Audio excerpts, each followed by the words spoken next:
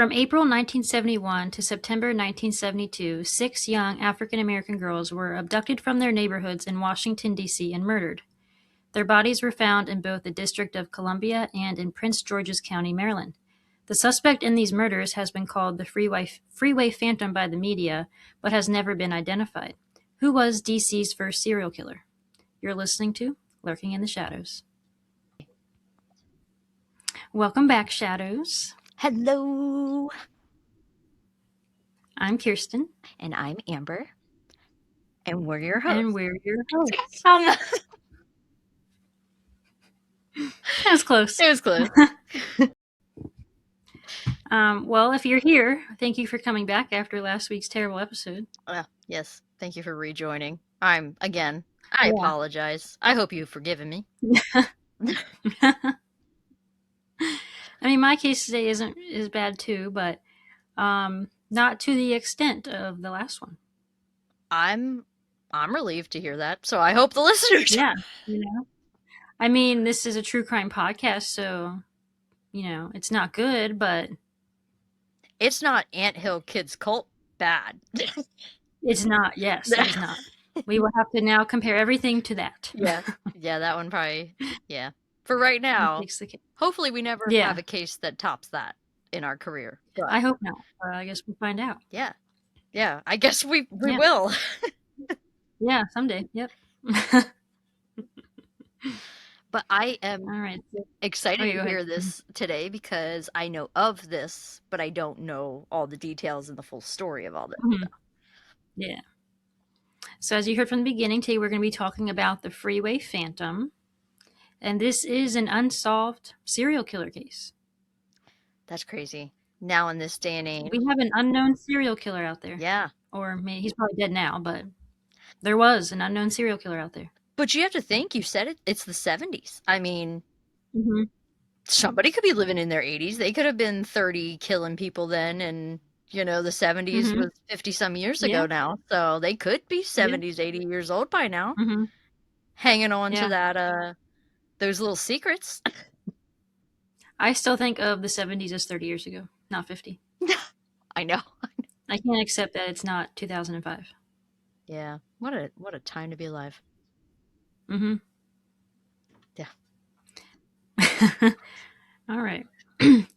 Well, in early May of 1971, Washington, D.C. was in chaos.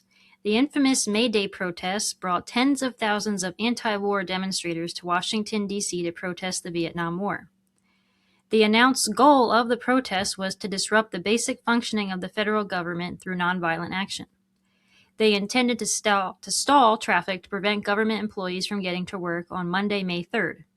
Their slogan was, "If the government won't stop the war, we'll stop the government." Damn, why are we not doing that now? I know. Yeah, that's true. We need to make another May Day protest. Yeah, let's fucking go. Yeah, let's do it. Yeah, damn.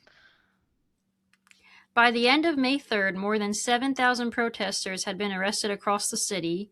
5,000 more were arrested on May 2nd, 4th, and 5th. So 12,000 protesters were arrested altogether. That's a lot of people. Yeah, they meant business. This was the largest mass arrest in U.S. history. However, only 79 of those people were convicted of any offense related to the protests. Yeah, I bet. Look at how much wasted time and money that probably was. Yes. And probably what the 79 it causes issues with our case. The 79 got was probably nothing worthwhile anyway. Like, it probably wasn't, yeah. But beneath the surface of anti-war tension, a far more dangerous presence was lurking in the shadows. Racial tensions had also been high in Washington, as it was still reeling from the 1968 riots that followed the assassination of Martin Luther King Jr. More than 78% of the district's 757,000 residents were Black, and there was widespread distrust of the police department, which was more than 60% white at the time. Oh, yeah, and their mass arresting, I bet, made everything way better. Yeah. God, they're fucking stupid. This case starts with Carol Denise Spinks. Carol was 13 years old and a twin and was one of 8 children raised by single mother Allentine Van Thompson Reeves in the Congress Heights neighborhood in the southeast DC. Her family called her Bay Bay, and she was in 7th grade at Johnson Junior High School. What a cute nickname. I know. Baby. On Sunday, April 25th, 1971, Carol left home to go to the nearby 7-Eleven. Their mom was not home at the time and ordered all of the kids to stay inside because she did run a strict household, but Carol's older sister asked her to go to the store to buy TV dinners, bread, and sodas. She made it to the store but would vanish on her 4-block walk back home. 4 blocks, that's it. Mm-hmm. 4 blocks, that's all it takes. After 30 minutes, she still had not returned, so her siblings started to worry and called their mom. I can't imagine that frantic phone call she received. Yeah, because you had no idea, even, like... Yeah, you told your kids to stay inside. Yeah. Yeah. Their mom then called the police, who suggested Carol likely ran away. Wait, she suggested that? No, the police did. Oh, okay, after she called them. Okay, yeah, of course that's what they said. Of course that's what the police said. Mm-hmm. Yeah. Because they know... Her mom did not accept them. Go ahead. I was going to say, they always, they know the daughter or know the child more than the fucking mother would. Mm-hmm. Get the fuck out of here. I know. We deal with this all the time. Yeah. Her mom did not accept this response and formed her own search party with family, friends, and neighbors, but found no trace of Carol. Well, I mean, good on her for getting started, though, right away. She wasn't waiting around for stupid police to do something. Yeah. Carol did not run away because her body was found on May 1st behind St. Elizabeth's Hospital near I-295. This is a trigger warning because Carol was found to have been sexually assaulted and strangled. Poor thing. Her shoes were missing from the scene, and the autopsy found that she had undigested food in her stomach, suggesting she had been fed and kept captive for most of the 6-day period she was missing. What?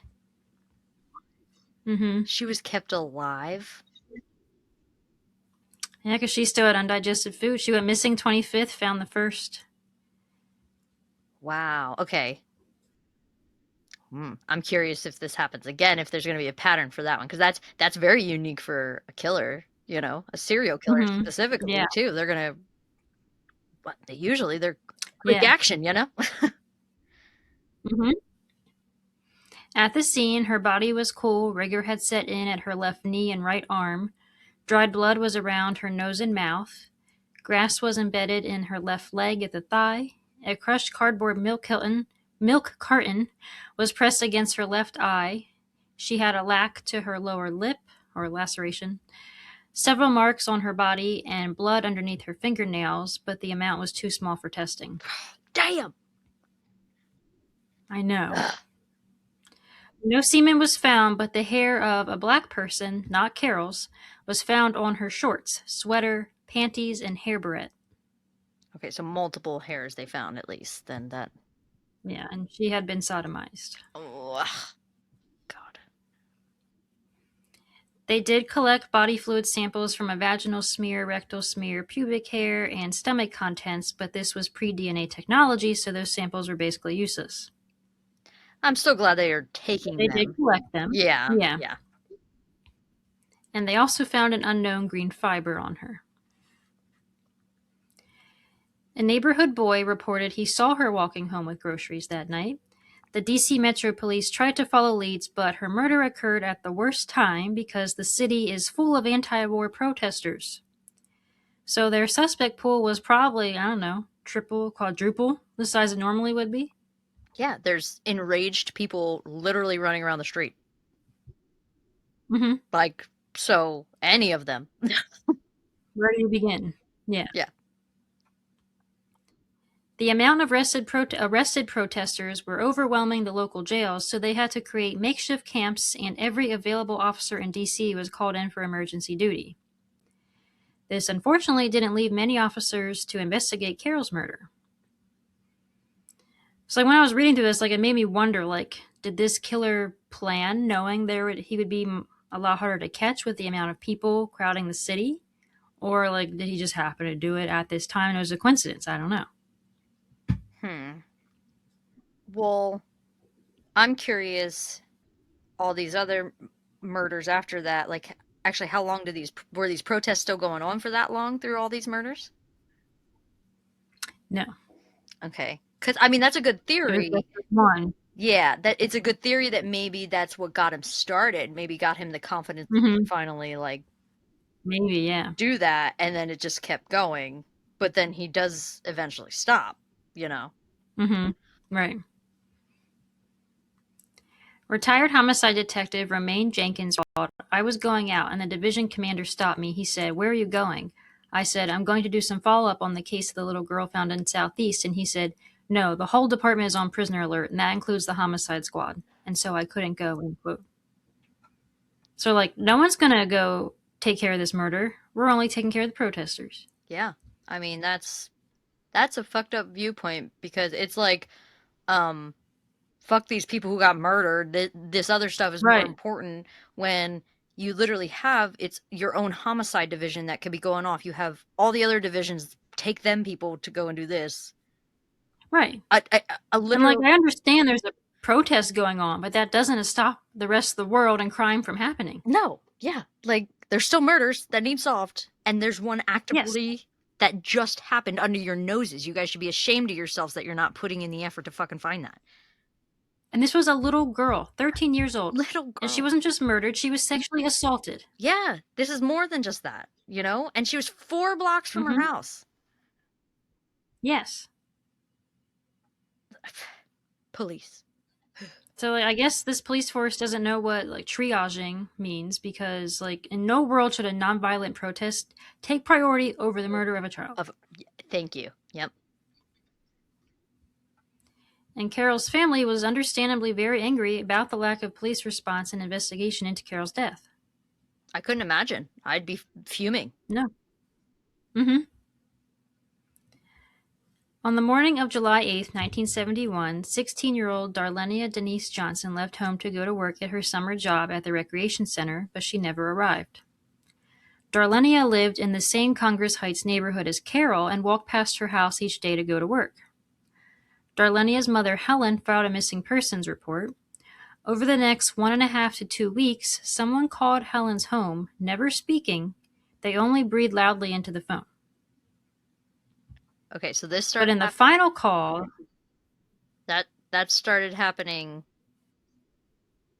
Okay. No, I'll let you. I want to hear this final call. Sorry to disturb you. I want to hear this final part. Then I'll share my no, you're call. fine. Yeah.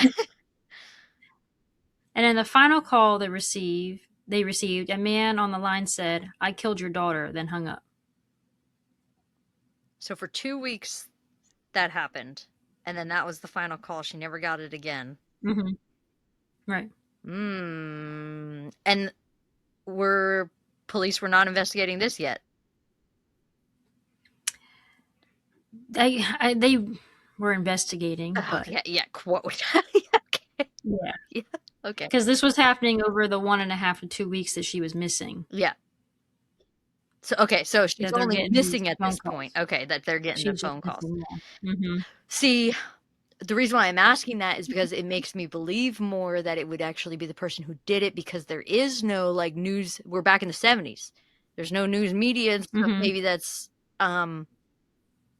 highlighting this. So how would an outside shitty person who's like playing a prank or something be calling this mother every day if it's not even out there that this little girl's missing? So that makes me believe that really could have been the guy. It could have been, yeah. That's scary. Helen reported the phone call to the police, but they didn't have the technology to trace the call. On July 19th, 11 days after Darlenia's disappearance, a police officer discovered the body of a young girl on the roadside of I-295. She had been decomposing under the July sun for 2 weeks, making facial recognition impossible. Police were able to identify her based on the clothing she was wearing. Police couldn't determine her cause of death, though, due to her advanced state of decomposition, but they believed Darlenia was murdered because she was found just 15 feet from where Carol Spinks's body was found 2 months earlier. Wow. Okay, so we're only 2 months So apart. he dumped them in the same spot, just about. Yep, 2 months apart, same area. And how old was Mm-hmm. she? She was 16. Okay, so I mean, she probably between 13 and 16, they're probably looking like the same age, so maybe he has a Mm-hmm. Yeah. profile of what he likes, disgustingly. Mm-hmm. Um, Yeah. so we're developing a pattern here. Evander Spinks Belk, a sister of Carol Spinks, was hopeful this would bring police closer to finding answers in Carol's case, but sadly, this was just the beginning of the killer's reign of terror. Mm. On the evening of July 27th, 1971, 10-year-old Brenda Crockett was sent to the local Safeway by her mom for some groceries and dog food just 5 blocks away. That evening, the neighborhood kids were having a movie night, and her mother assumed that Brenda had brought a friend with her, but Brenda went to the store by herself.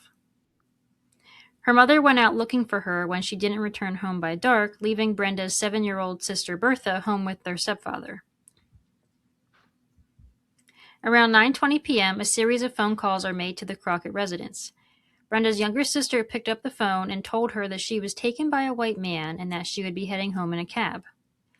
Brenda was unsure of her location, but told her younger sister she thought she was in Virginia. Brenda then called again, but her stepfather answered this time. Brenda repeated what she had told her sister and said that she was alone in a house with a man. And then her stepfather is quoted saying, "Tell him to come to the phone and tell me where you're at, and I'll come get you." Brenda then asked, "Did my mother see me?" To which he replied, "How could she see you when you're in Virginia? Tell the man to come to the phone." The boyfriend then heard heavy footsteps in the background. Brenda said, "I'll see you," then the line went dead. I got chills. I know, I did too when I was reading I that. have chills. Holy Mm-hmm. shit. Yeah. Wow, and that's the last time they heard from that 10-year-old little I'll girl. see you. Ah, fuck me. That's rough. I'm PMSing right now. This Yeah, isn't good. it is. God, I that's know, it's sad. terrible. Yeah. Oh my god. Mm-hmm. Like, she had no idea. Like, obviously, like, she's not frantic. She's not begging for She's help. 10 years old. She's 10 years old. Like, so this guy obviously was at this moment not treating her badly or, like Mm-hmm. I mean, he's obviously got his intentions, so like he's doing everything he can to keep her like compliant or whatever, like being friendly. Yeah, and in one article I did read she was crying during the second phone call, but I only read that once, so I'm not sure. But like even if she was crying, the quote that you just read doesn't give frantic, scared. Mhm. Yeah. Yeah. Like cuz he's saying like where are you? I can come get you. If she was frantic and scared, I'd be saying like, "Yes, dad, come get me," like or Right, yeah, that's yeah. true, yeah. So I feel like at this moment she's feeling like she's not in danger. I mean, she's 10 years old, but she's Mhm. not Yeah. feeling Yeah. that's oh, that poor dad. Yeah, I know, and that poor girl because, like, she has no idea what's happening to her, like, she doesn't even know the situation she's in. No. And She's that just like, "Here I am with this guy." yeah, she's just telling her family a story probably like, well, oh, Mhm. this is what happened with my day. She probably thought nothing of it. I know. That's sick. Brenda's mom came home and learned about the phone call, so she called police who came to their house to interview the family. Just hours later, around 6 a.m. on July 28th, Brenda's body was found by a hitchhiker on Route 50 near the Baltimore-Washington Parkway in Prince George's County, Maryland. She had been sexually assaulted and strangled with a scarf wrapped around her neck, and her shoes were missing, but her feet appeared clean, like the first victim. Mm. And like all the victims, sadly, I could not find much information about her as a person, except she had lots of friends, loved taking photos, and went to church. She was a little 10-year-old girl. Mm-hmm. Detectives believe the calls Brenda made were scripted with false information to throw the investigation off. They didn't believe Brenda was ever in Virginia, nor did they believe the killer was a white man. Police were also unable to trace the cause in Brenda's case like Darlenia's. After this third victim is when news reporters came to the neighborhoods to interview people and start their own investigation. Carol Spinks's sister Evander recalled, quote, "The news would tell you more than the police would tell you," end quote. Yeah. Yeah. I mean, And the yeah. term serial, Sorry. it's kind of, I feel like that happens today even sometimes. Yeah, I feel like that's a tale as old as time, that. Mm-hmm. Yeah. Yeah. And the term serial killer did start being used in the 70s. I think that is kind of when it started getting coined, but we're in 1971, so very beginning of the 70s. So police weren't quite connecting the dots yet that this was likely one killer they were dealing with. Yeah, and also you have to think, I mean, the first victim was 13, then 16, then a 10-year-old. Um, Mm-hmm. the first victim, even though they're all young women, I mean, the first victim was a black little girl, and Mm-hmm. then they're all black, you said. They're all black. They Yep. are. Mm-hmm. Okay. All right. Well, I mean, uh, we're gonna just say that the protests are hindering the police because they should be making these fucking connections here. Let's be real. Yeah. There are little girls being murdered. They do. They do eventually, but yeah. Eventually. Yeah, but we're 3 in Mm-hmm. here. Yeah. Ugh, okay. Okay. 12-year-old Neno, hold on, let me see, I'm going to say this right. Neno Moshia Yates, or Nini, or Neno, or Nino, she went by, was a shy and quiet sixth grader at Kelly Miller Junior High School. She lived with her father and stepmother in Northeast Washington, D.C. She had just become an older sister as her stepmom had just recently given birth. On October 1st, 1971, Nini left home around 7 p.m. in the 4900 block of Bennington Road in southeast D.C. to go to the local store, less than a block from their home, for paper plates, sugar, and flour. And she sadly never made it back home. She was less than a block away. Yeah, that. Damn. How does someone intercept that quickly? I'm Like, telling that's you, crazy. that is pure bad timing, wrong place, wrong time for that little girl because she had to just be going to where this monster was. He had to have Mm-hmm. just already been there. There's Yeah, police think he took her from the parking lot of the store. Yeah, like he had to have been like rolling up as she's rolling out or whatever. Their Yeah, path something. just happened, even though it was only a fucking block. Their path Mm-hmm. just happened to cross at that exact moment. Unfortunately, like this is terrible. Mm-hmm. I know. Less than 3 hours later, her body was found just off the shoulder of Pennsylvania Avenue in Prince George's County, Maryland, by a hitchhiker. Mm. She was strangled and sexually assaulted, but her strangulation was so violent that the killer broke her esophagus. Well, he worked quickly for this one. 3 hours, yeah. Yeah, that's quick. So I feel like he's escalating. I feel like I know. I do feel I'm gonna stick with my theory so far that yeah, maybe the protests gave him the confidence to start. Mm-hmm. Like the police were occupied or whatever, and now it's just snowballed of him like he because we'll never know and understand the brain of a killer, but like he Mm-hmm. there's always a first, you know what I mean? So you have that first and Right, then he yeah. got comfortable and it kept on going, you know what I mean? Yeah, because I mentioned that with another victim that, like, the first one, he kept her for days, Yeah. and now he's killing them within hours. Yeah. So he's definitely way more comfortable with being violent Yeah, and what he's doing, yeah. and what he's doing. Yeah. Her shoes were missing, but she was fully clothed, and authorities found unknown green fibers on her clothing, like with Carol. After this fourth murder, the community started to panic and become angry with police for their lack of progress into all of the investigations. The media believed the murders were the work of one killer who was using I-295 to hunt his victims since their bodies were all found near the highway. The Daily News gave the killer's name Freeway Phantom. The police also enlisted the help of the FBI at this time due to the growing concern of a serial killer, and a joint task force was formed. The police and FBI re-examined evidence and suspected the crimes were all from the same killer. And then a fifth body appeared. In the early morning hours of November 16, 1971, a female body was discovered by a police officer near Route 202. The body was identified as 18-year-old Brenda Denise Woodard. Brenda lived with her family in Baltimore, Maryland, along Maryland Avenue. Brenda was outgoing and enjoyed spending time at local restaurants with friends after school.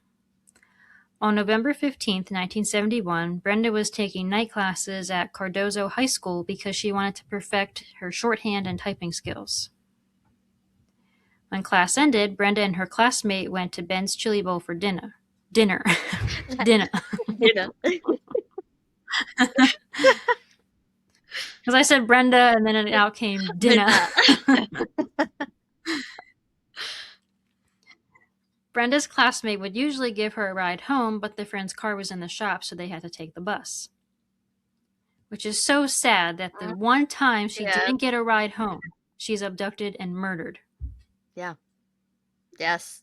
And I bet her friend probably felt so guilty when she found out.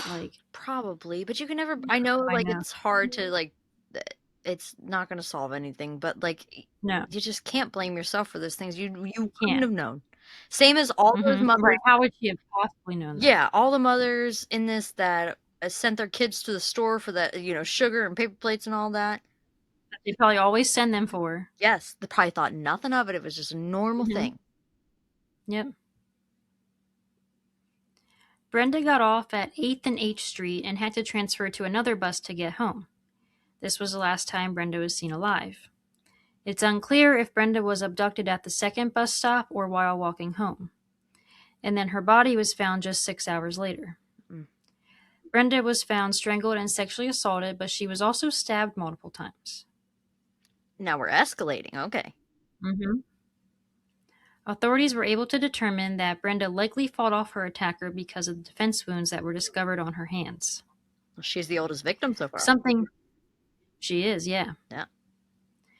Something else different with this victim is that a velvet coat had been laid over her body with a note in the pocket that read, "This is tantamount to my insensitivity to people, especially women.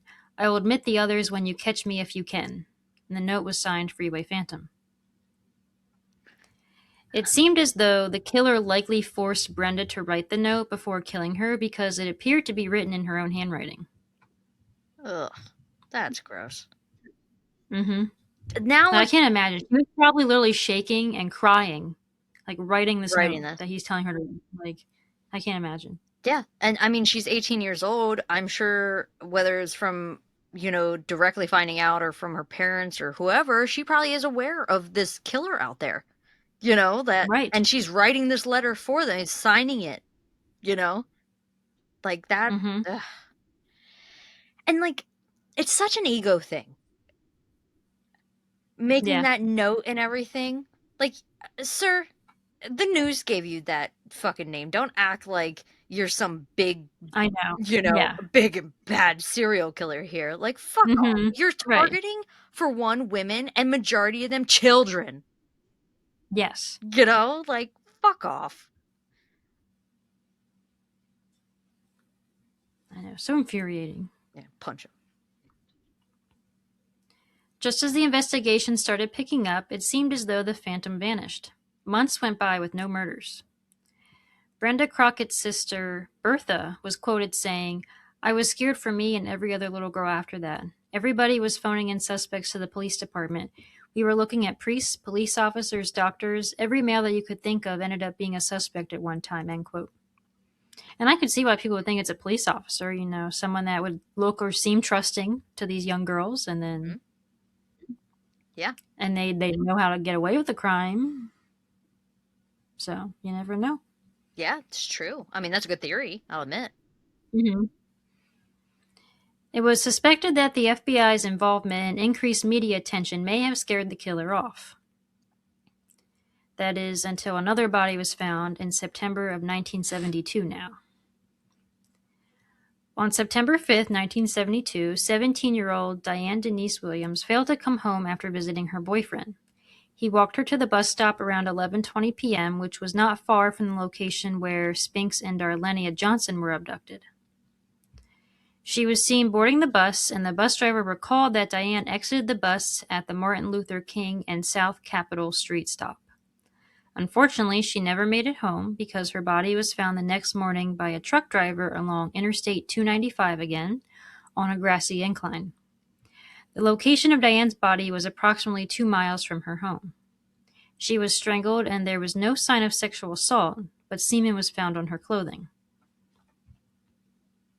Okay. So police were wondering if that could have come from her boyfriend, but her boyfriend denied that they had any sexual encounter while she was visiting him. Which, I mean, this is a real life investigation here, so I can hope that he's telling the truth. Right. Just admit to it. They're not trying to tell you per se that you're the crime committer here. They just need to know, is this DNA yours? So I'm hoping he's telling the truth. I'm hoping. Yeah, I hope so. Diane was born on February 2nd, 1955. She was the oldest of 6 children. Those who knew Diane remember her incredible taste in fashion, and she dreamed of being a model. She grew up in a large and loving family in Halley Terrace and was a senior at, I don't know if it's Ballou High School in Washington, D.C. She had made her family dinner just before she left home to visit her boyfriend. Her younger sister, Patricia Williams, later joined the D.C. Metropolitan Police Department in part to help solve her sister's murder. Hell yeah, girlfriend. Yeah, you'd do it. Yeah. After Diane's murder, the killings stopped altogether. Oh. So that's September. She was the 6th victim. 72. Okay. Detectives tried to connect known sexual predators to the murders. In 1974, police received a tip from convicted rapist Morris Warren, a Virginia prison inmate who claimed to have known the identity of the Freeway Phantom. The FBI took him on ride-alongs to test his credibility, but Warren's details were full of inconsistencies. Police also knew he was lying when letters written by Warren were intercepted where he admitted to lying to the police, hoping to get a release from prison in exchange for information on the Phantom. Yeah, of course. That's that. There's always, listen. It happens in every case. There's say, always someone. Once whatever his crime was, okay, they're desperate in there. They're gonna try anything they can to get out. I'm not saying that anybody should be doing that, but yeah, you can't, I don't know, trust a convict as far as you can throw him type of thing. Yeah, pretty much. Without any suspects or leads, time passed and other cases took precedence, such as the Watergate scandal in June of 1972 with President Nixon, which took most of the D.C. Metropolitan Police manpower. Wow, D.C. just falling the fuck apart in the early 70s, ain't they? They really were. Yeah. Protests, a bad president, and a serial killer. Yeah, Nixon. I'm not very good at history, but I at least know a little bit. Yeah. He wasn't great. Nah. The task force also eventually dissolved that they started on the case. Then in 1987, Detective Romaine Jenkins was promoted to sergeant and made solving the Phantom cases a top priority. She was the homicide detective that wanted to investigate during the protests, and they told her no. So now she's sergeant. Well, I was just going to say, for that little task force group that they got together to just dissolve tells me how much these people actually fucking cared about it. Because for it to just dissolve and for you to just move on tells me you really didn't care and were not committed to trying to solve this serial killer. Yep. Yeah, because not that I would ever be a detective or anything, but if I am on that fucking case, I am not backing off until it is solved. No matter how much my boss is up my ass, type of thing of moving on. Absolutely. This is 6 young Black children and women that were murdered. Can we not put in some fucking effort here? Yeah, it's insane. She reopened the investigation, starting by searching for the case files and forensic evidence. In the case of Carol Spinks, I had mentioned a green fiber being found. That same green fiber was actually found on the clothing of at least 5 out of the 6 victims. Forensic analysts determined the fibers likely originated from a car rug or carpet, suggesting the victims were transported in the same vehicle. Earlier, Other theories suggested they could have come from a bathroom rug, but no, earlier I was literally going to say, when you said that the green fibers, I was going to say this is the 70s. The interior of that car somewhere is green. Whatever car it yeah, is, what I don't know. I mean, we're in the 70s, so like you won't find that kind of shit right. So nowadays. But yeah, back then, yeah, that car, and that's a unique, you know, I feel like clue to have here. That's I don't it know how is. popular green interior back in the 70s really was, but I know. I feel like this Yeah, is a clue, I you feel know? like I'm sure you would see it a lot more than you would see today. I'm sure there was. I wouldn't say it was popular, but I'm sure it was common enough. Yeah, probably, yeah. Yeah. Unbelievably, though, Jenkins found that detectives destroyed all forensic evidence and case files and lost many materials in a warehouse, including those green fibers. I don't All the evidence is gone. I'm out. I can't stand people. That's the theme this month. Why they're at every I'm putting it out there now. At every Mm-hmm. police department everywhere, whoever has fucking evidence, if it is fucking unsolved, leave it alone. We Yeah. have no idea where technology will be from now in 2025, even Yes. in 20, 30 years from now. Mm-hmm. Leave it alone.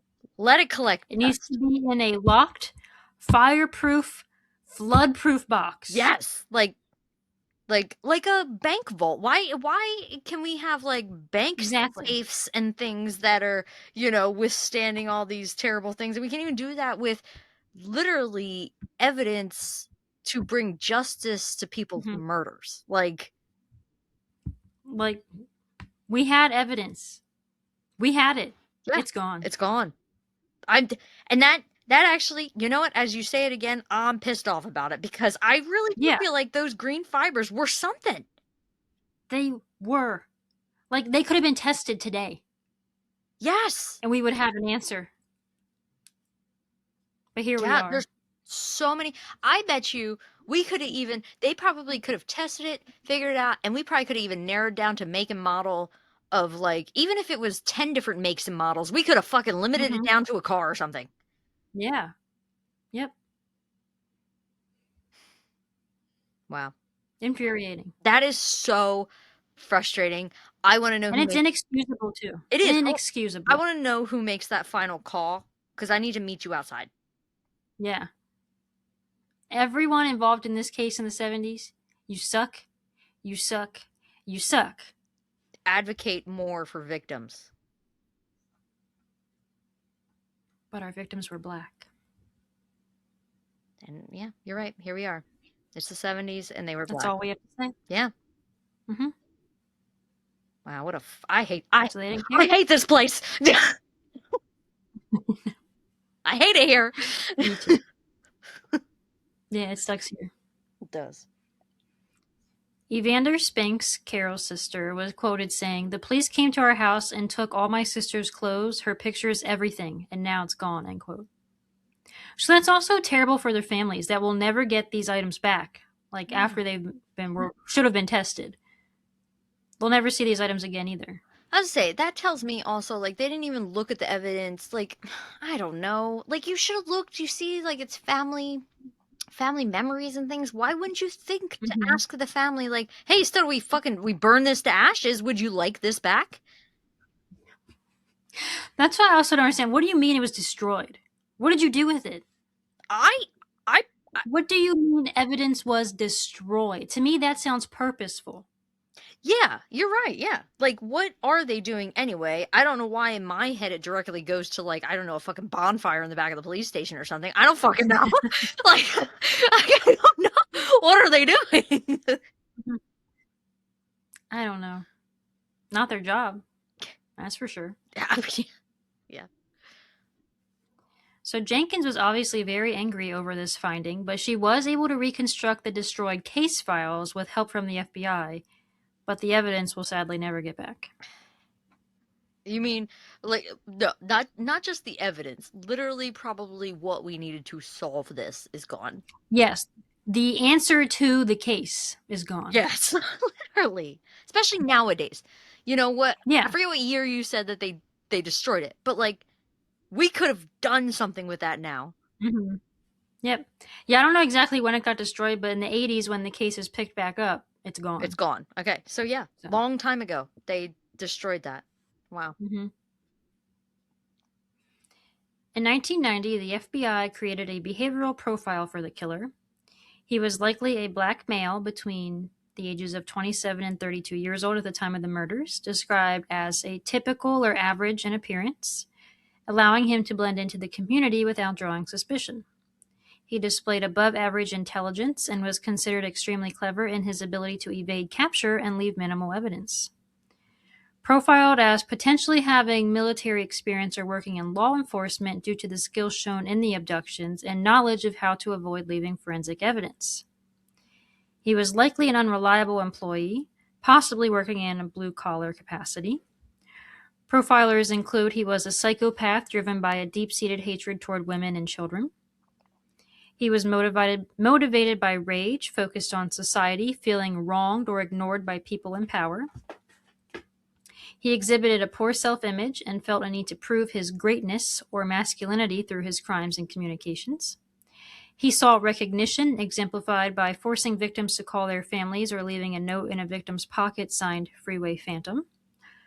Likely lived or worked in Southeast Washington, D.C., and had intimate knowledge of the region, including local stores and freeways. He owned a car or truck which he used to transport victims between abduction sites and dump sites and near major highways like I 295. He targeted young black females ages 10 to 18 running errands or returning from work/school. Some victims, like Carol Spinks, were kept alive and fed for several days before being killed, indicating he had access to a private, secure location like an abandoned house. Victims were often found barefoot with their shoes removed or clothing neatly placed nearby, suggesting a ritualistic process or like keeping items for his own benefit or like a trophy, I guess. No arrest has ever been made, and Sergeant Romaine Jenkins retired in 1994. Hmm. Jenkins says questions about the victim still race through her mind, and she's quoted saying, "I always think of these young ladies. How did he keep these girls? How did he do it without anyone knowing? How did he select them?" End quote. Yeah. Okay. So here's my eval of everything you just gave me about that profile. For one, I realized Mm-hmm. I think it'd be a cool job to be an FBI profiler. It would be. Yeah, I think that'd I be. don't know how they do it, but it I would don't be. know either. But what I know you don't have the answer to this, but one thing they said that they think he lives in the southeast part of DC. Mm-hmm. I want to know how they came to that conclusion because when you were telling me that all of these victims are dumped off of what is it, 295? Mm-hmm. Um, I wanted to know, does 295 run north south or east west? Because then I was curious on which which direction on which side of the Mm-hmm. highway these are being dumped because I'm curious if they come to that conclusion because of how the bodies are dumped and how like he's coming to these victims and then dumping them because in my head I was thinking it's always on 295. I wonder if he's traveling it to go home or something.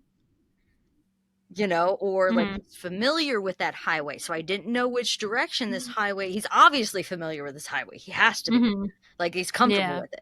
So I was curious if it's an east to west highway or a north to south highway.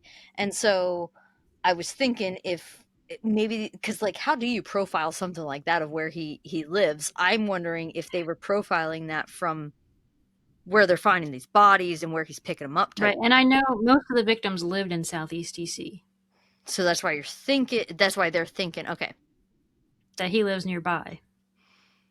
I'll have to Google how 295 runs because I'm trying to picture it in my head. Yeah. I'm like, Or it's probably just a highway he's familiar with. So he's like, I know this spot. I'll dump him here. I mean, because he's I not know the changing times of though. the right because I know the times of the day that this highway isn't busy. I'll Yeah, dump it here. yeah. That's You why know. like he has to be familiar enough with it because he never changed it up. He never Hmm. he's stuck with the same dumping area ish, type of thing. Yeah. Um, so that was the first thing, and then dang, I'm trying to think. I was really focused on the highway thing because I was really Uh-huh. curious if it was running south north type of thing. Yeah. Well, also, okay, so the other thing I was thinking, he took a little break in between there. Hmm. And I was also thinking, because they said he probably doesn't have like an upstanding job type of thing. I was wondering if he got into like a theory of like some small crime. Like he may Yeah. Like not was be arrested. Or... a full-on criminal yet. Do you know what I mean? Hmm. But you Yeah. you are not squeaky clean and you're murdering people. Do you know what I mean? Like Right. generally. Like there are those Hmm. people out there that are doing that, but I'm saying like you're Yeah. generally not a squeaky clean citizen of that has never had anything. And so I'm wondering if that 1 month, I don't know, maybe I think it was a month or Right. so. Yeah. Because what was he? Why did he? It was.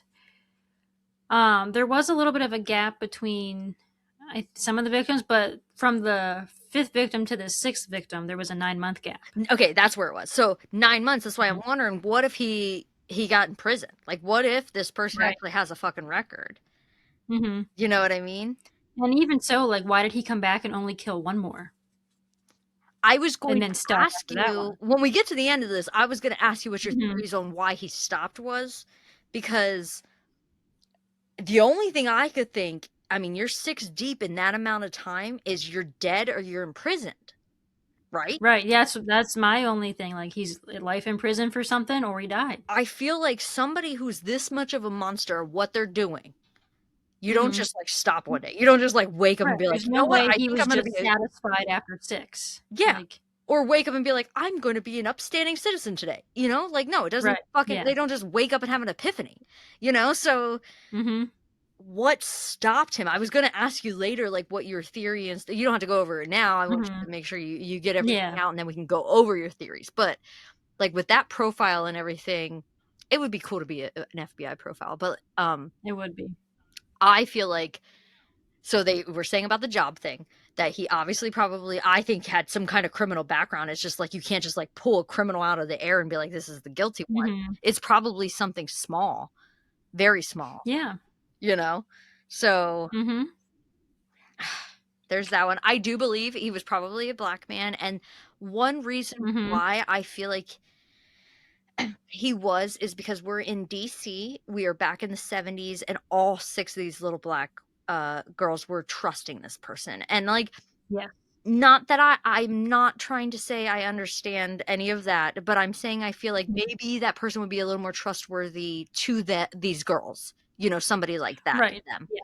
Um, so I do feel like that. Yeah, I agree with that for sure.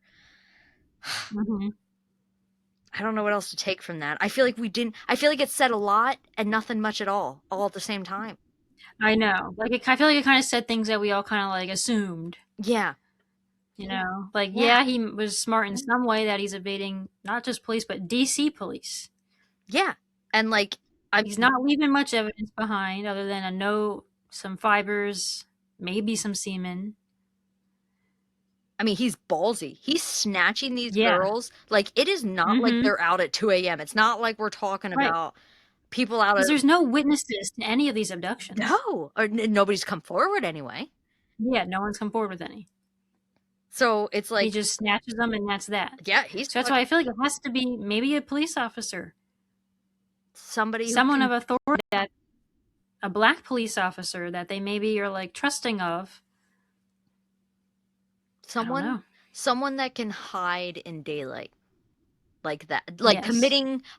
committing like things like that in the daylight. Somebody who has that kind of facade. Yeah. I agree. I don't know. I still Yeah, like I said, that FBI profile is all they is what they could give us, but I feel like it really doesn't give us too much. it doesn't. Yeah. And also, I don't know if you picked up on it while I was talking about each victim, but four of them share the same middle name of Denise. Oh, no, I did not. We have Carol Denise Spinks, Darlenia Denise Johnson, Brenda Denise Woodard, and Diane Denise Williams. That has to just be coincidence. It has to. I know.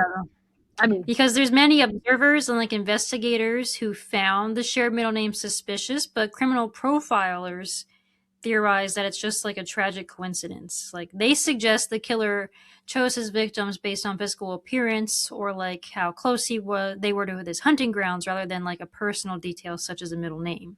yeah, that's what I'm thinking. And Yeah. like how would he know all their middle names anyway unless he was like a teacher Yeah. or something that but I don't think they all went to the same school, so I just feel like No.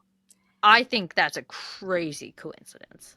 but it is a very strange coincidence. Yeah, that is.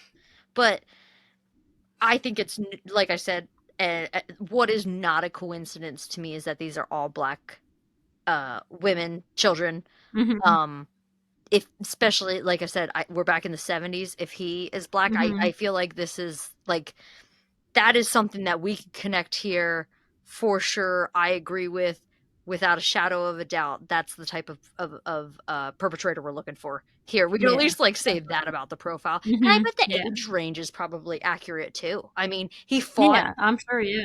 the 18-year-old fought back, you know? Mhm. So we're not talking about like some 67-year-old man who's, Yeah. like so I bet that's accurate too. And Mhm. um he's probably close enough to these victims' ages that they do trust him a little bit more, you know? Right. Mhm. It's just fucked up because like it Mhm. is literally just a predator preying on um the innocence of them that they trust him, like he took advantage of that with Right. all of Yes, absolutely. this. That's yeah.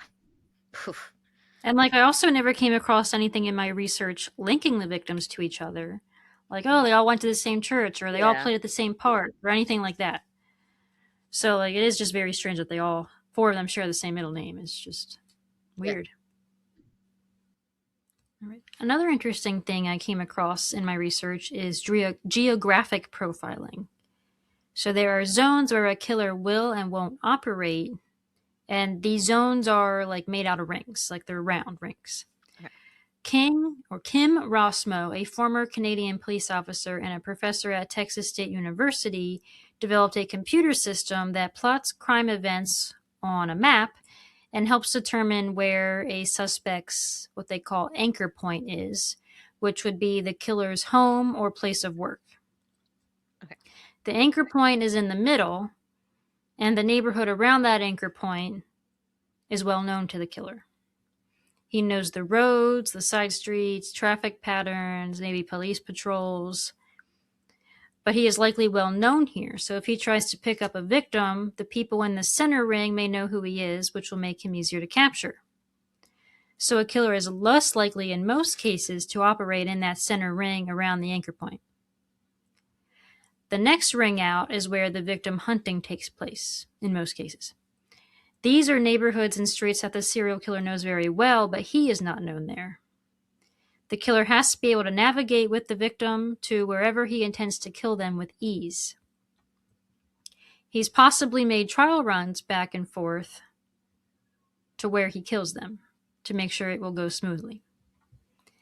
And the final outermost circle represents geography where the killer is not likely to operate. He isn't familiar with the area, so this is the area where the killer is not confident that he can pull off his crime and not get caught. The anchor point for the Freeway Phantom is either St. Elizabeth's Hospital or Congress Heights. I came across both in my research. Congress Heights is where Carol Spinks and Darlenia Johnson lived, and St. Elizabeth's, or St. E's as a lot of locals call it, was a psychiatric facility in the 1970s. Congress Heights was just south from it, and that hospital was built around the time of the Civil War. The first 2 victims were found on the shoulder of I-295, about 20 feet away from the perimeter fence for St. Elizabeth's, suggesting the killer may be tied to that place in some way. Which brings us to the main suspect in this case, Do we Robert have one? Askins. Well, we do, but, or I guess a potential perpetrator. I don't know if we can really call him a suspect. Okay, before you tell us who it is about the anchor point thing, if you sit and Mm-hmm. think about it, there is something to that because if I'm not that Mm-hmm. I'm a fucking murderer here, guys, but like if you just sit here Uh-huh. and think about where you're sitting right now, where you live, right? And like I say, you branched out in a circle to those neighborhoods because like I've lived 10 years where I am now. I mean, Kirsten, you've spent your entire life where you are. Mm-hmm. So think about where you are. Think about branching out, and if you decided to go commit a crime in those neighborhoods that you're familiar with, but they wouldn't know you there. Mm-hmm. It's like that's accurate. You know what I Yeah. mean? Like, Very. and then you go out Yeah. to the next circle and then you go out to the next circle. That makes sense. Like even I mean, we're not Mm-hmm. people who are going to commit those kind of crimes, but if they were trying to investigate us and deem that anchor point, it makes sense that you would travel out It like makes a that. lot of sense. Yeah, I like Mm-hmm. that. I never heard of that before. Like that how they Yeah, I hadn't either. Yeah. evaluate that type of thing. That's Mm-hmm. interesting. I like that. Robert Elwood Askins was born on January 7th, 1919. I don't know where he was born, but I don't care because this man sucks. Okay. Yep. On December 28th, 1938, Askins executed what can only be described as a calculated poisoning inside a Washington, D.C. brothel. He prepared whiskey laced with cyanide and presented it to 5 sex workers, framing the act as a contest with a $1 reward for whoever drank it the fastest. Oh. 31-year-old Ruth McDonald consumed the full dose. By the time paramedics arrived, she was already deceased. 2 days later, Askins returned to the same location and fatally stabbed 26-year-old Elizabeth Johnson. When taken into custody, he told investigators he believed he had contracted a disease from a sex worker and stated that he would, quote, kill them all at one time if he could, end quote. Wow. Okay. Well, first I want to say if I worked at that brothel and I was presented with that challenge, I would fucking die. I just want to be honest here because I'm not a fucking good, I'm not a good loser. So I'd be dead. I'd be that one. And second off, wow.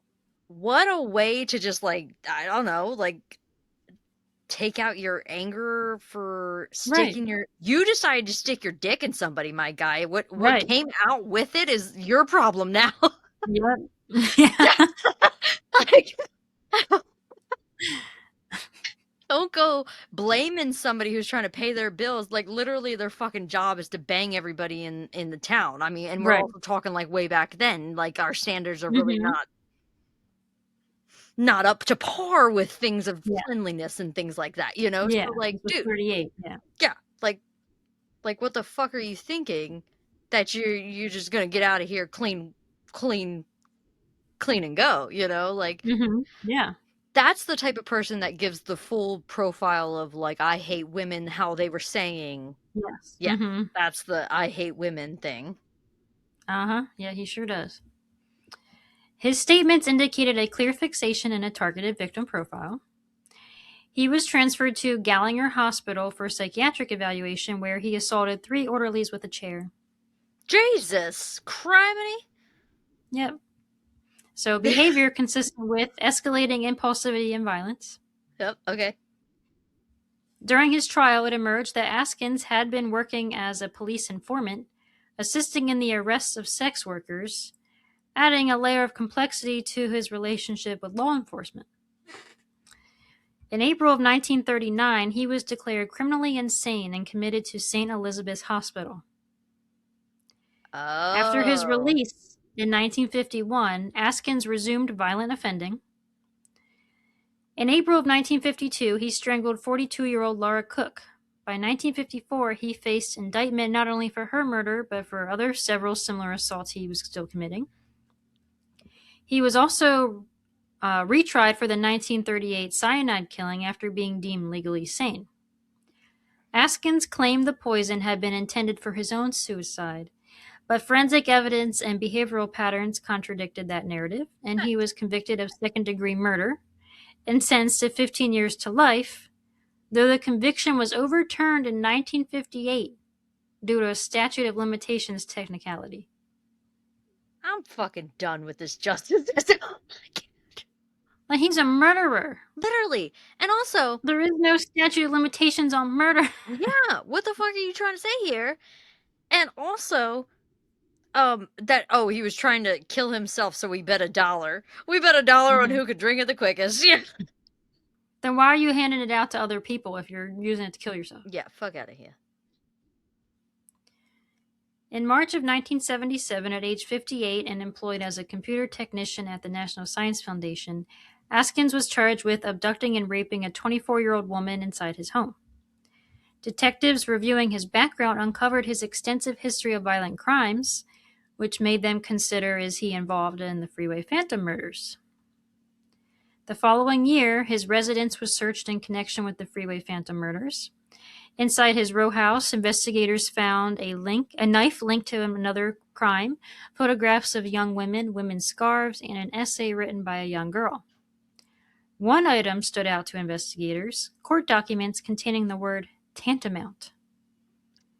Okay. That same unusual word had been written in the note left on the body of Brenda Woodard. Shit, I need to just speak when I want to speak, because when you said that earlier, I was gonna be like, that's kind of weird. Like, literally, when you read that to me, I thought to myself, that's kind of a weird phrasing to like use. But then I didn't say anything because I was like, well, I don't know about, like, I don't know, phrases in the 70s and things, you know? Right, yeah. Yep. Askins was known to use that term frequently at work, raising investigative suspicion.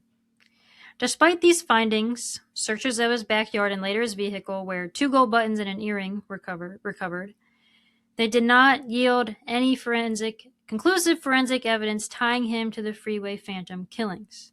So ultimately, no charges were ever filed.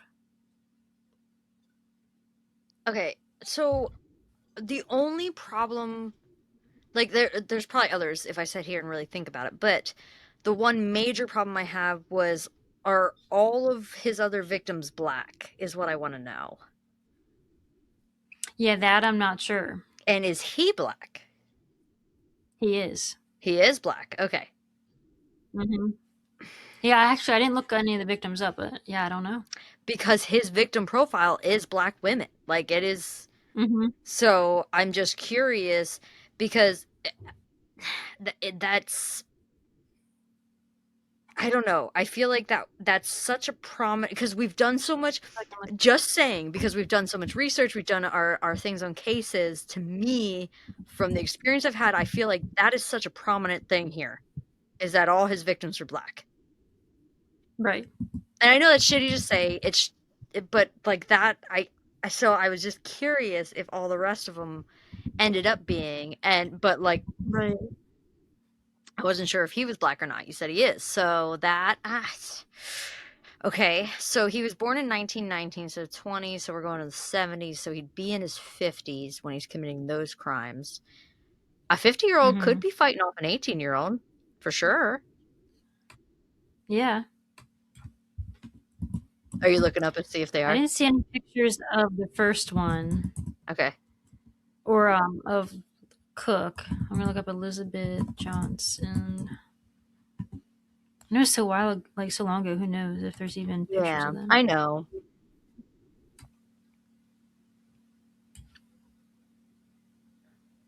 Yeah, there's like nothing obvious of what these victims look like. So I don't know if they were black or not. Yeah, I don't want to assume that they were. So I don't want to try and make that kind of connection. But one other connection that I could sit here and make is, like, it seems like he's the type of guy who wants to make a fucking statement. You know, with the brothel thing of, like, you wronged me. You know, what if, like how I did the Micah Johnson case with the 2016 mass shooting in Dallas, right?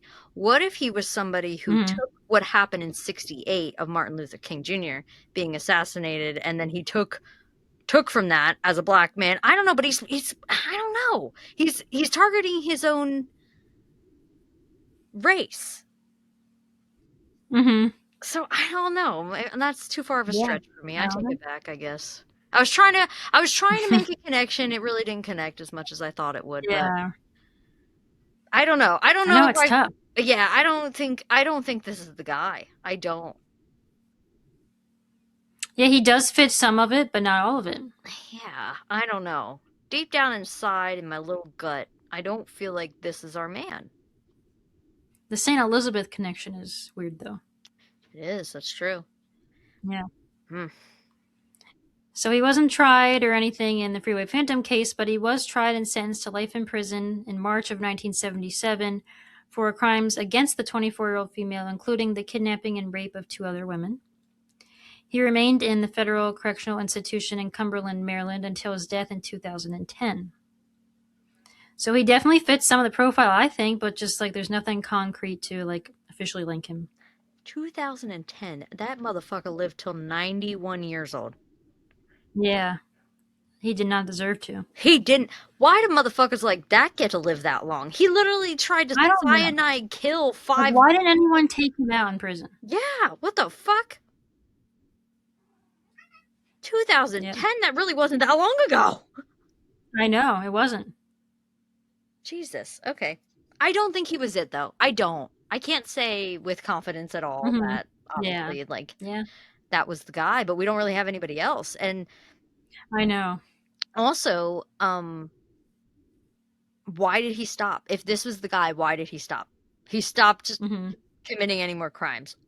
I don't think Yeah, he's our guy. I think our guy was incarcerated or killed it's very possible. just to stop his little spree there. I feel like Right, that. to just restart and then abruptly stop Yeah. at the same time, it doesn't make sense. No. Yeah. He had to be forced to stop in some way. Hmm. Especially the amount he was going in a year's time. Could you imagine if he wouldn't have Hmm. stopped, how many we would have got to? Oh, I know. Yeah, Because they were really and not the first one was in April, so April to December, or no, not even April to. Last one was October, I think, before September. the final. Yeah. So that's like a yeah, but it was April 71 to 72, right? Yes, Yeah. So it was like almost but then 18 he had months. the break from. I Oh think he yeah. had the break from October of 71 to then the last kill in 72. Okay. Yeah, so he had like that 9 months. So even though it was like 18 months, it really was only like 9 months of actively doing something. Hmm. Yeah. Yeah, and there were six of them. That's average almost a kill a month. I mean, that's pretty Hmm. aggressive for a serial killer, I Yeah. feel like. So I Hmm. I'm gonna stand behind he either died or was incarcerated. And the guy that you said I don't remember, I don't think that was him. I don't think so. That's Amber's The theory. next potential. Yeah. The next potential suspect in the Freeway Phantom investigation is a group known as the Green Vega Rapists or the Green Vega Gang. Okay. It was a crew of serial rapists operating throughout Washington, D.C. in the early 1970s. I I hate it here. Like, a gang of rapists? Yeah.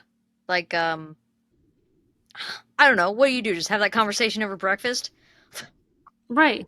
Hey, you guys want to start a gang? We all suck. Let's suck together. Yeah. And we're just gonna rape people. Like what? Jesus. I, I don't know. Ugh. Their attacks occurred in the same neighborhoods and along the same highway corridors where the Phantom later abandoned his victims. The gang was known for using a green Chevrolet Vega as their primary abduction vehicle, and like the Phantom, primarily targeted black women and girls. By the mid 1970s, detectives began interviewing several gang members who were incarcerated at Lorton Prison. Detectives, one member, Morris Fatsy Warren, briefly appeared to provide a breakthrough. He implicated another gang member in the Freeway Phantom murders and offered details that investigators believed were known only to the killer and law enforcement. But the lead collapsed almost immediately after a local politician publicly revealed that the prison interviews were taking place. So he feared for retaliation from the gang, recanted his statements, and refused to cooperate further. So, but I'm still not convinced on that one either. yeah.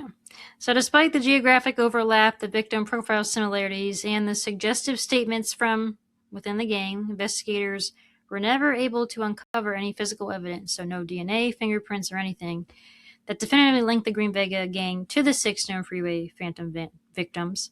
But at the same time, we have no evidence to compare it to anyway.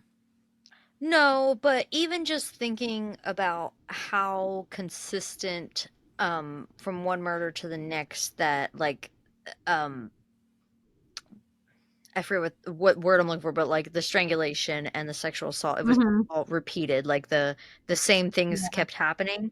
When we're talking about a gang, I feel like that's when things get too sloppy and there's not those repetitive Right, because it's not things. just one person. No, each individual has their own. Nobody's going to do the same thing Mm-hmm. as their partner that they're committing a crime with. You know what I mean? Right. So I feel like the similarities from one to the next is too similar to say that there are even multiple people here. Mm-hmm. Yeah, and why would these young girls get in the car with a gang member? Yeah, no, yeah, you're right there. That's a Or just some random guy that they don't no. recognize. This is one man. Yeah. Mm-hmm. And like it sucks because like I wholeheartedly believe we would have the answer to this case with the technology we have today Yep. if we had the I evidence. agree with you. I do too. I think this could be how they just recently solved what was the Golden State Killer. Mm-hmm. Yeah. I feel like it could be one of those where like that person's dead and gone and we've got nothing else to go on, but DNA came in the clutch here and fucking solved that shit. I think he was still alive. I think he Oh, was was just put he? in prison. I believe so.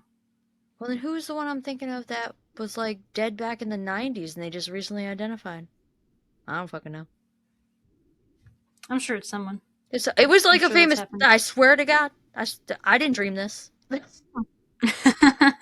I'm just so bad at names, I can't remember names. So.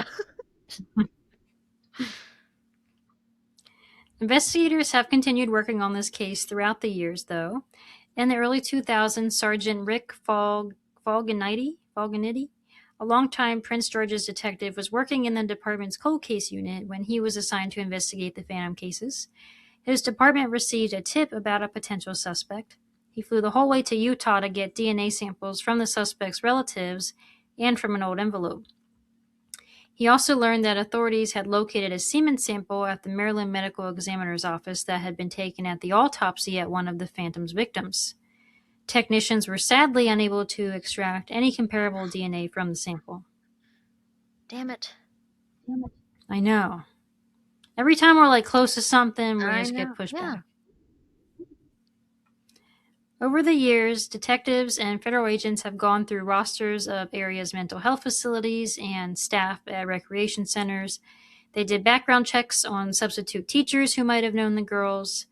They developed more than 100 potential suspects, including a real estate developer, an Air Force colonel, and dozens of convicted sex offenders, but nothing came of it.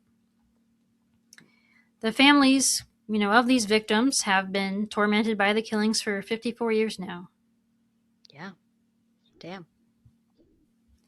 Carolyn Morris, Carol Spinks's twin sister, said the killer still lurks in her thoughts and dreams and has wrecked her life. She fell into drug addiction and alcoholism and couldn't hold down a job. She even consulted a psychic to help find the killer. She overprotected her 4 children, and it took her many years to even tell her kids what happened to the aunt they never knew. And she was quoted saying, "I feel like there is something missing in me. That's how I feel. You're always looking for this thing, but you can't find it. It is still very scary," end quote. So let's none of us forget these victims or their families. Like, we need to keep this story alive. So please share this episode or video if you're watching on YouTube with your friends and family. Like, we might not have physical evidence, but like there still could be someone out there that knows something. I'll say it's not that long ago. Like Mm-hmm. those people who know somebody of somebody are still alive. They have to be. Mm-hmm. Yeah. That And it also, like, it doesn't help that this investigation was failed in many ways, like from police not taking it seriously at the first due to the protests, evidence being lost, and then there's clearly racial bias going on too. yeah, like that. I I can't get over that we're not talking about one murder here. You know, and I'm not saying a certain amount of murders make anything more important than the next. But this is a serial killer. Multiple. An unknown serial killer. Yes. Like this is crazy. Like we can solve this. Mm-hmm. This has to be solvable. Yeah. And, like, would this case have been treated the same if the victims were white? You know that answer. It's the 70s, I man. do. Yeah. And I do. that's fucked up. Mm-hmm. I Like, will we ever know who did this? And, like, why did he do this? Yeah. Why did he stop after 6? Yep. Why did he start too? You know, like Right. Or did he start killing victims of a different profile that, like, just weren't being connected to this? yeah. I mean, Maybe he felt like police were getting too close, but he couldn't stop murdering, so he was, moved on a different profile. But then, I don't know, like, maybe just those cases weren't connected to anything else. I don't know. yeah. Because I don't think he just chose to stop. Like, no, I agree with you. He did not choose to stop. He was forced to stop. mm-hmm. I Yeah. think this is well. Yeah. Tell us your theories, guys. Seriously. Yeah, please. Message us, leave us a comment. We want to know. Yeah, that's. I can't believe it's a serial killer that's unsolved here. Yeah, it's a serial killer. So those are the questions that remain. There is still a $150,000 reward for information leading to the killer. Wow. You can call the SOCC, or the Synchronized Operation Command Center, at 202-727-9099, or you can email unsolved.murder@dc.gov if you have any information. Yes. If you do, please, seriously. Like, what the fuck? Yeah. And that's the case of the Freeway Phantom. Yeah, I didn't know I just knew of the name, so I didn't know all that. That was, wow. That's very sad. Yeah, it leaves a little pit in my stomach to leave it like that we really. I know, especially because this is one I don't think we're going to solve it. I don't either. I don't think we're going to get answers in our lifetime. No, I don't think so. Just because we don't have that possible DNA evidence that we could possibly have. Like, what evidence are we going to get 54 years later? Like, we have nothing to compare anything to unless someone just admits to it. Yeah. Wow. And I mean, which is possible, but I still think if he stopped, I think it's because he was dead or incarcerated. And at this point, he probably, even if he was incarcerated, that forced him to stop, I bet he's dead by now. Yeah. Unfortunately. Probably. Unfortunately. Mm-hmm. Damn. Yeah. Well, we hope you enjoyed this video. If you liked it, please give us a thumbs up. Yes, and please hit the subscribe button and bell to be notified of future uploads, and keep looking around for our next video. Bye! Bye!